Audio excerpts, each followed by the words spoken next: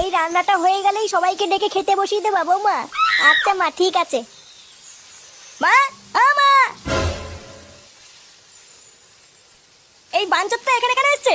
তুই কার কথা বলছিস? এই যে মাসিমা, আমার কথা বলছি গো। আপনার ছেলেটা না খুব দুষ্টু, একটু ইয়ার কিউ বোঝে না বাবা গো বাবা। হ্যাঁ গো, তুমি আমার ভাইকে গালাগালি দিলে। বাড়াটা গালাগালি দেবো না তো কি দেবো?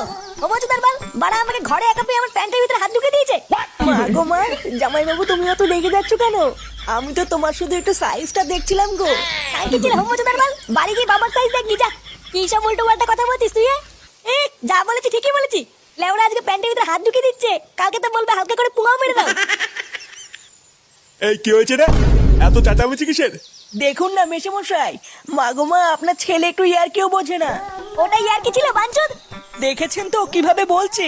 দেখো মা, আমি কিন্তু বলে দিচ্ছি, এই চুদির ভাই যদি বাড়িতে থাকে আমি কিন্তু বাড়ি থাকবো না, বলে দিলাম।